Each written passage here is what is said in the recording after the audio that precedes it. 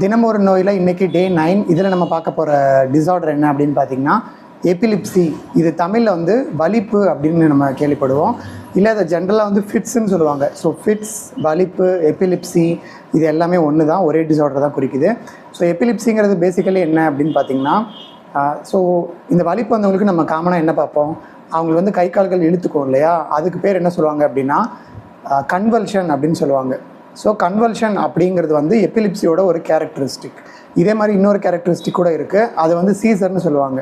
Caesar அப்படின்னா பிரெயினோட activity அப்நார்மலாக இருக்கிறது Caesar. So இந்த சீசரில் வந்து நமக்கு சம்டைம்ஸ் வந்து கான்ஷியஸ்னஸ் இல்லாமல் கூட போகும், இதையும் சீசர்னு சொல்லுவாங்க. ஸோ சீசர் ப்ளஸ் கன்வல்ஷன், இல்லை வெறும் சீசர் கூட இருக்கலாம், இல்லை வெறும் கன்வல்ஷன் கூட இருக்கலாம்.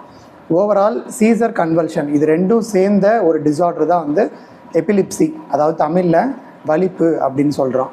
இந்த வலிப்பு நோயில் பார்த்திங்கன்னா 2 வகையாக பிரிக்கலாம். நம்மளோட பிரெயினில் வந்து ஆக்சுவலாக பார்த்திங்கன்னா 2 சைட்ஸாக பிரிக்க முடியும்.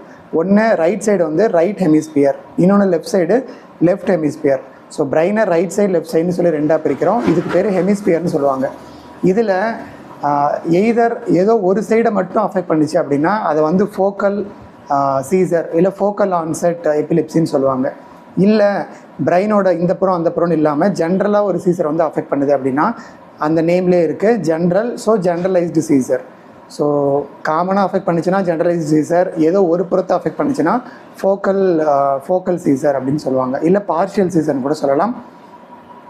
அண்ட் இதில் வந்து இந்த கன்வல்ஷனுங்கிறது ஒரு சில இடங்களில் ஏற்படும்.